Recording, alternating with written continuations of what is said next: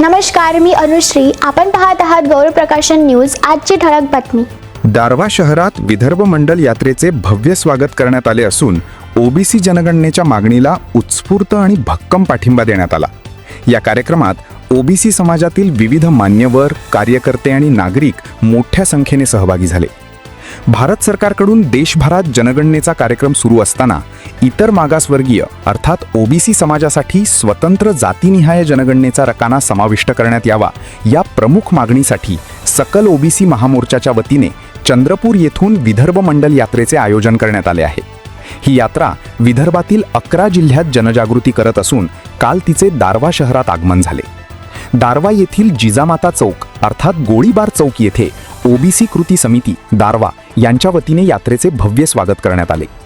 यावेळी विदर्भ मंडल यात्रेचे मुख्य संयोजक उमेश कोराम तसेच ओबीसी महामोर्चाचे प्रमुख अतिथी डॉक्टर विलासराव काळे, हेमेंद्र कटरे, मुकुंद आडेवार, ज्ञानेश्वर रायमल, अशोकराव काकडे, श्रीकृष्ण पडोळे आणि रवी चरडे यांचा पुष्पहार घालून सन्मान करण्यात आला. उपस्थितांनी यात्रेला उत्स्फूर्त पाठिंबा दर्शविला. यावेळी बोलताना मुख्य संयोजक उमेश कोराम यांनी सांगितले की सन 1931 नंतर तब्बल 95 वर्षांपासून ओबीसी समाजाची जातीनिहाय जनगणना झालेली नाही. त्यामुळे देशातील 52% अधिक लोकसंख्या असलेल्या ओबीसी समाजाचा शैक्षणिक, आर्थिक, सामाजिक, राजकीय आणि सरकारी नोकऱ्यांमधील सहभागाची अचूक आकडेवारी उपलब्ध नाही. तसेच 2018 मध्ये तत्कालीन केंद्रीय मंत्री राजनाथ सिंग यांनी संसदेत ओबीसी जनगणना करण्याचे आश्वासन दिले होते. मात्र 2021 मध्ये विद्यमान गृहमंत्र्यांनी ओबीसींची जातीनिहाय जनगणना होणार नसल्याचे स्पष्ट केले.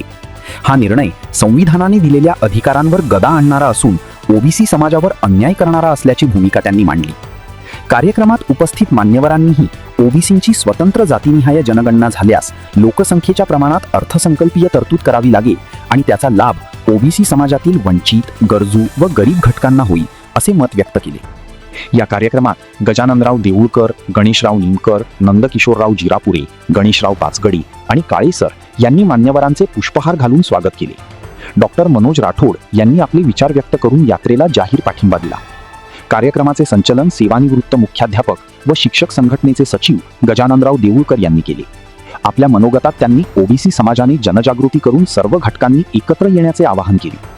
या कार्यक्रमाला माजी नगरसेवक रविभाऊ तरटे, डॉक्टर मनोज राठोड, गणेशराव भुयर, निमकर सर तसेच मोठ्या संख्येने नागरिक आणि कार्यकर्ते उपस्थित होते. कार्यक्रमाच्या यशस्वी आयोजनासाठी ओबीसी कृती समितीच्या कार्यकर्त्यांनी विशेष परिश्रम घेतले. गौरव प्रकाशन न्यूज करिता यवतमाळ जिल्हा प्रतिनिधी गणेशराव देशकरी. आपणास गौरव प्रकाशनची ही बातमी कशी वाटली कमेंटमध्ये अवश्य लिहा. गौरव प्रकाशन चॅनलला लाईक करा, शेअर करा, सबस्क्राईब करा. धन्यवाद.